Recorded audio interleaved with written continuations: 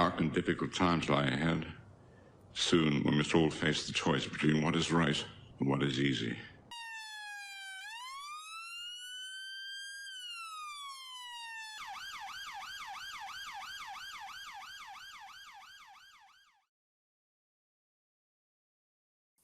How you doing, folks? Only me again. This is a response. I decided to do something a little bit different. This is a response to a comment that was left on one of my videos today. Rather than just simply typing out a reply to this comment, I decided that I was going to make this video because I'm sure a lot of people would like to know where I stand on certain issues. And as time goes on, you know, certain questions that are posed to me in the comments, I'm just going to make these videos to respond to those comments so that you know where I stand on certain issues. This particular comment was from Callsure. It says, where do you stand on using weapons in self-defense? If a person is unlucky enough to live on an estate or in an area where gang crime or drug crime is rife and your life has been threatened because it has been deemed that you have somehow broken the code of the area or you are being harassed by criminal elements who have vowed to do you harm, would you arbitrarily prosecute those caught with weapons who are carrying it for self-defense? Would you arbitrarily charge someone who uses that weapon in self-defense when it is unlikely that there is any independent witness to the altercation that leads you to act in self-defense? How does one prove the intent behind carrying a weapon?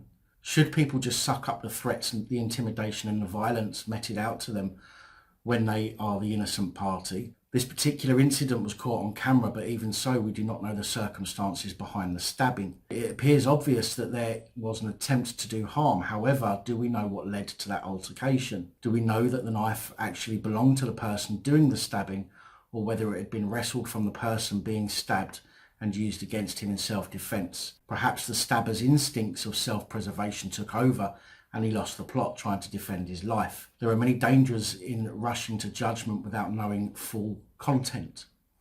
Now, Callsure, you are absolutely right in that last statement, in the very last sentence. There are many dangers in rushing to judgment without knowing full context.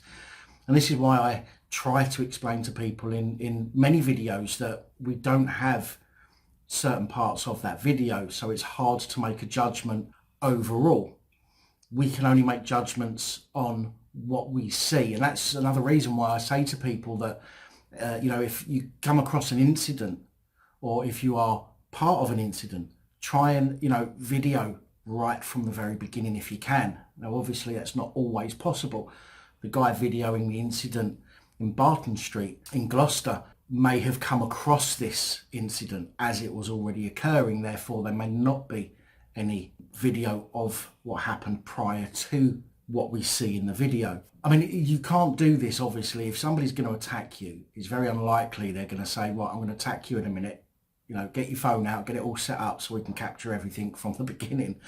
And that's not taking a mickey out of you, Callsure. I'm just stating the fact that it's, you know, it can't be done in all situations. If, however, it's an interaction with the police, if the police pull you over, first thing you do when you stop is get your phone, put it on record, okay, and hold on to your phone. That way you are capturing everything from the moment they walk up to your window, for example. If you're in the street, remember, you are not obliged to talk to the police about anything, but if you want to interact with them, make sure that you get it on camera. If a police officer stops you for any reason when you're in the street, don't say anything to them, don't respond to them, or simply say, excuse me, just 1 minute, officer, for my own protection and for yours, I'm going to record this interaction. And then don't respond to them anymore whilst you get your phone out. And that way you're not missing anything of importance, okay? So try and remember that if you're in a situation where you're interacting with the police. If you see an incident going on in the street, then, you know, obviously not for morbid reasons, but for the protection of others and for dissemination of facts, try and record what you can, okay? Remember, we're all here, we're all people, we're all human beings, and we all need to look after each other. Yes, there are some people that you know, that goes out the window, and all they're intent on doing is causing fear and harm to other people. But if you see somebody being attacked in the street, if you can and it's safe for you, then try and record what's going on. If you can't intervene, then try and record what's going on. If enough people hear this message, then when people are attacked, some people will intervene if they can, and some people will film. So obviously we're going to get some kind of protection for the person who's being attacked, plus we're going to get it on camera. And going through the rest of these, where do I stand on using weapons in self-defense? Well, I don't agree with using weapons full stop. Now, I understand some people, especially in America, for example, and we used to have it here many years ago, you could have a weapon for, or when I say many years ago, I mean many, many years ago. Weapons, we had the right to bear arms. Unfortunately, in my point of view, in this day and age, there are too many people who are not responsible to own a weapon, like a firearm. And there is not enough done, and I think this is the same with America, there's not enough done that would limit people who shouldn't have a weapon from having a weapon. Now, you could say that everybody is entitled to just one weapon. Or not everybody, but anybody who is deemed responsible enough to have a weapon is only allowed one weapon per person, for example.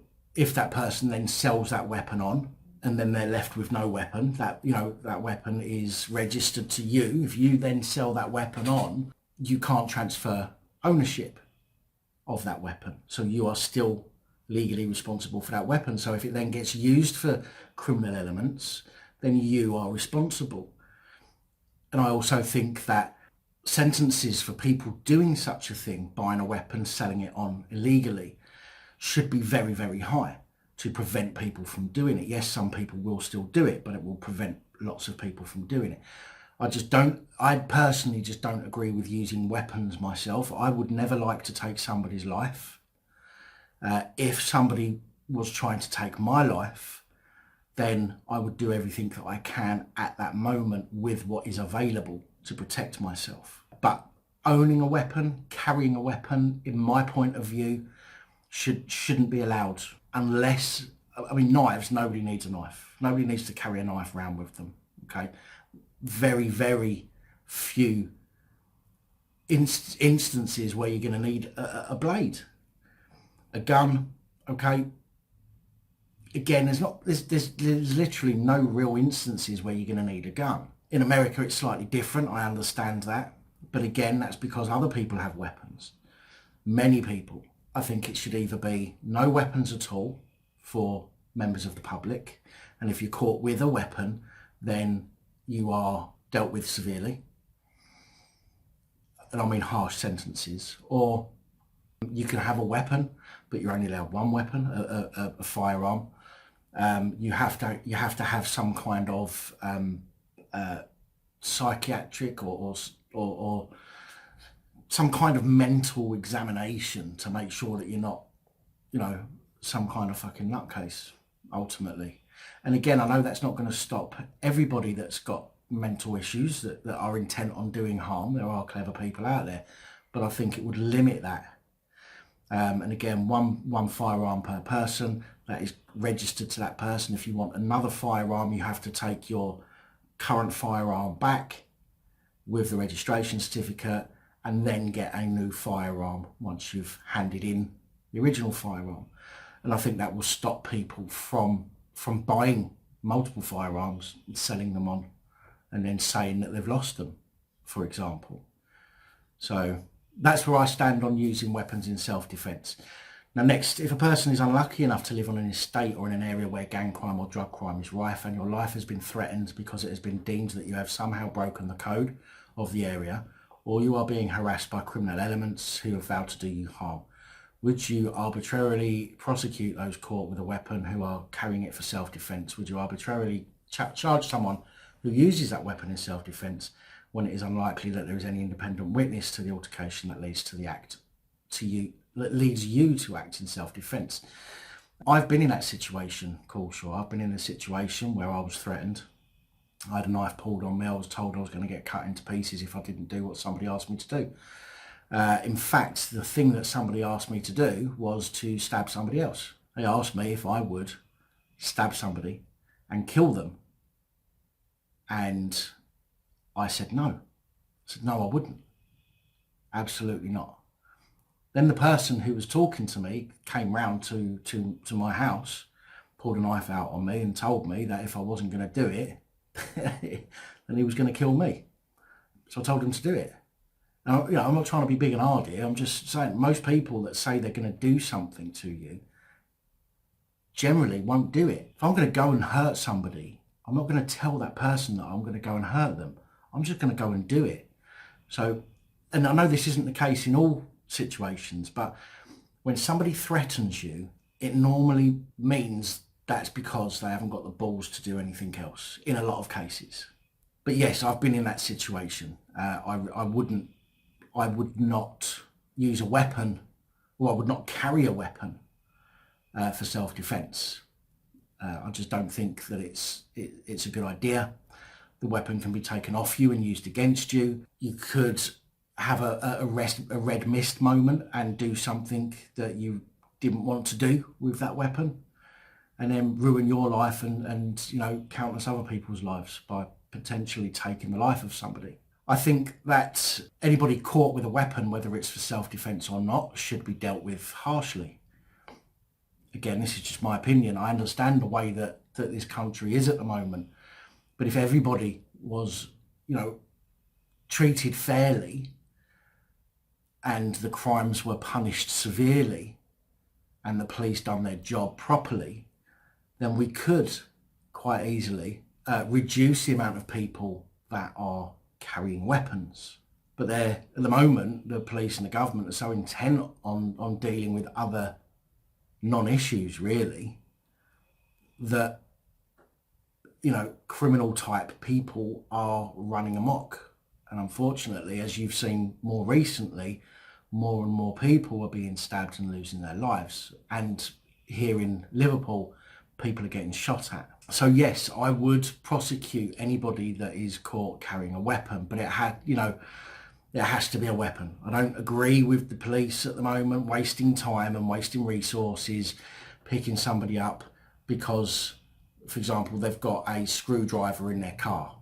It's quite normal to have tools in your vehicle, but to have a knife or a firearm, then no, obviously that kind of thing should be dealt with seriously, and I would prosecute people who were carrying it for self-defense. Again, the police are there supposedly to protect us. If somebody threatens us or vows to do us harm, then it's supposed to be their job to deal with that for us. And we know that that's not the case at the moment, which is unfortunate, and it's part of the reason why I run this channel, to hopefully raise awareness, and hopefully enough police officers are going to see how people feel about them to think, well, actually, I would prefer the public to be on my side if I'm getting the shit kicked out of me in the street.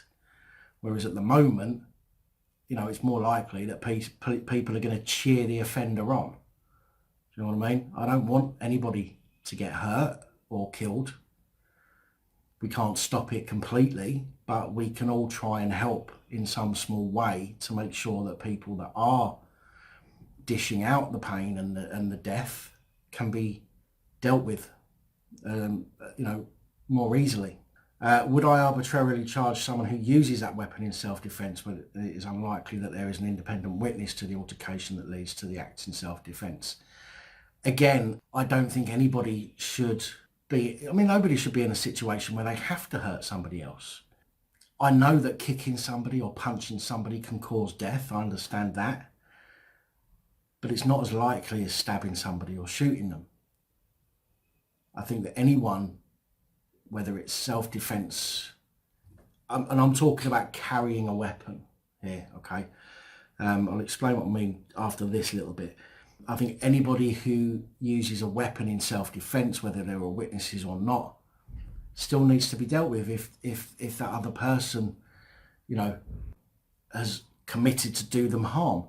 Now, I do think, however, that if somebody is doing somebody harm and you protect yourself with a weapon, that should be taken into account still, that you've protected, that they were doing you harm.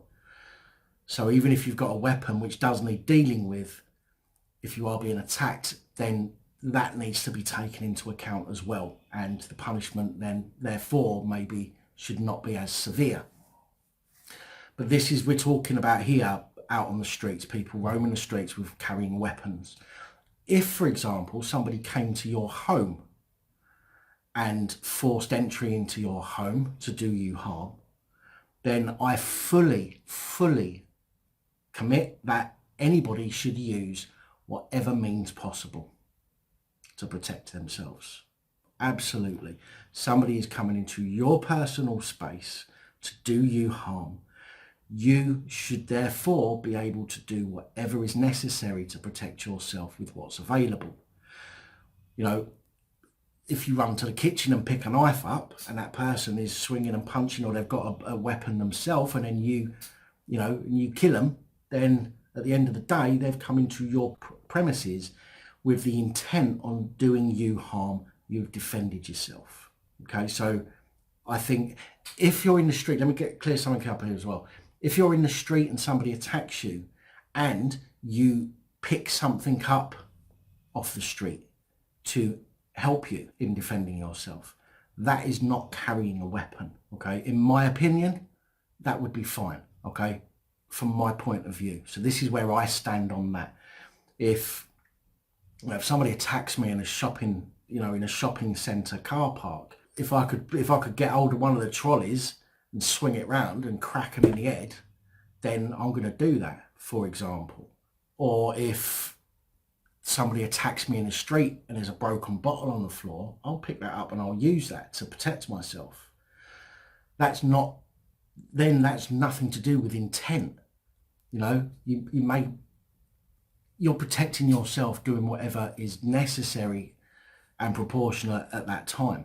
But carrying a knife or a gun, I think, opens the doors to many more people being injured.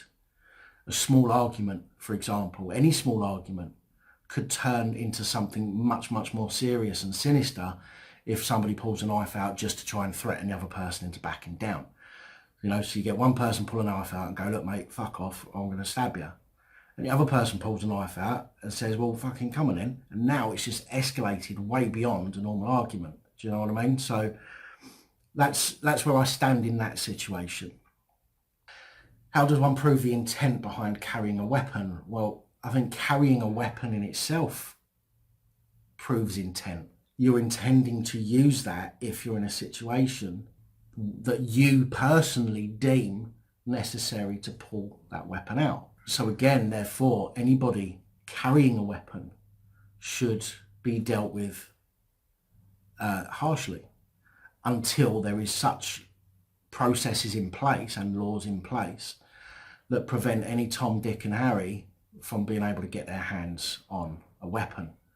Again, I don't think anybody should be able to carry a knife. There's no reason for anybody to carry a knife.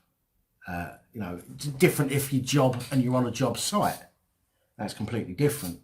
But in the streets, if you are a member of the public carrying a weapon, then no, don't agree with that at all. The next one, should people just suck up the threats and intimidation and the violence meted out to them when they are the innocent party? Absolutely not. Callsure, again, the police are supposed to be there to deal with that kind of thing for us. Okay, the threat to do somebody harm should be taken seriously, although I still believe that most people that make threats are least likely to follow them through. Most people who want to do somebody harm will just go and do that harm to somebody rather than threaten them first. But the police are supposed to be there to protect us in those kind of instances, and the police need to understand that a lot of the stuff that they deal with instead it's non-crime. They should not be getting involved with a lot of this stuff.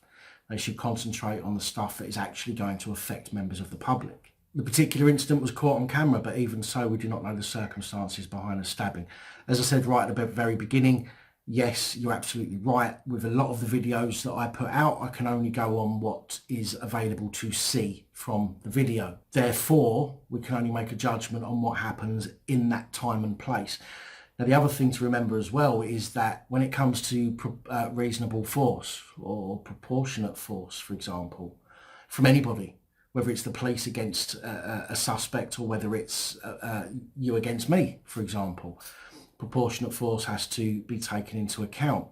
And that proportionate force can only be judged on that time and that place, that split instance that is happening, okay? You can't say, well, you know, he was doing this, that and that 10 minutes ago, so I used, you know, what he's now saying is excessive force. You can't do that. It has to be judged on that immediate time and place and what is happening at that immediate time. Therefore, even if something happened prior to the video, that's why we can base our summary, if you like, on what's happening in the video in most cases, because it's about what's happening at that time rather than what happened 10 minutes, 5 minutes, 2 minutes before. It appears obvious that there was an attempt to do harm. However, do we know what led to the altercation? We don't. Again, at the moment, it's unlikely that we will, I think. Many of the newspapers don't want to report, you know, a lot of the facts. So it's unlikely we're ever going to know exactly what led to the altercation.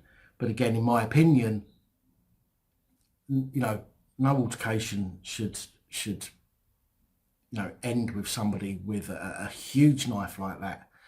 And it's I find it difficult to believe that somebody was just carrying that kind of a knife around with them. I don't know whether he got out of a car or whether he went home and got the knife or whatever it might have been, I don't know. But I find it hard to believe that anybody was carrying a knife of that size around with them in the street, although it is possible. Do we know the knife actually belonged to the person doing the stabbing or whether it had been wrestled from the person being stabbed and used against him in self-defense? This goes back to what I was saying earlier. You know, carrying a weapon can lead to your own death quite easily. If you're carrying a weapon because you want to protect yourself, if you're not trained in using a weapon properly, or if you could be overpowered easily by somebody, then that weapon is going to be taken from you and then given back to you, not in the way that you want it to. So this is where carrying a weapon again boils down to, you know, it is not necessary in my view, or a knife at least. Again, with firearms, I think maybe if the laws and the procedures were a lot different, I think that there is a way that it can be monitored properly and stop many people that shouldn't have a weapon from actually getting a weapon. However, I think that, you know, with regards to, even if he had taken the weapon off of somebody else, you know, the guy who was bleeding on the floor was clearly on the floor anyway, but yet the other guy went back and stabbed into his, what looked like the side of his stomach. That's excessive when the guy was already on the floor bleeding, potentially, you know, dying. And to go back and put that other stab in was, you know, was not proportionate. It was over the top. And again, I think that needs to be dealt with seriously. If, however, the two had been fighting and, you know, in the street and one of them was getting his ass kicked and there was you know, half a brick on the floor, for example, and he's picked that up and he's used that to defend himself, I don't necessarily think that that's, you know, such a bad thing. I mean, he might kill somebody by doing it, okay, and that's why we have manslaughter, okay, an accidental killing, which is what it would be. But to carry a weapon with you and to use that could never be an accident because you've got that weapon on you. So I hope this video sort of gives you a bit of an insight into what I think about this issue in particular, and I hope, Callsure, that's answered all of your questions. I appreciate people asking questions, intelligent questions, and I like to interact with all of you, as you know, and I try to do so as often as I can. I just decided that this particular question deserved a response in person rather than just tapping it out on a keyboard, which would not be able to give much of an insight really, apart from a few basics. So that's why I've made this particular video. So thank you. I hope that you've enjoyed watching this video, and as time goes on, I'll probably do some more of these based on questions in the comments sections of videos. So let me know what you think, please, in the comments below. If you think that what are your responses to these questions that Callsure has asked? I would be interested to know. Obviously, I like to know the types of people that follow the channel and that that like the videos, or even if you don't like my videos, I'd be interested to know what you think about carrying weapons and using them. And we're going to leave it there for now. So thank you once again, and don't forget to like and subscribe. Until next time. Good night, all.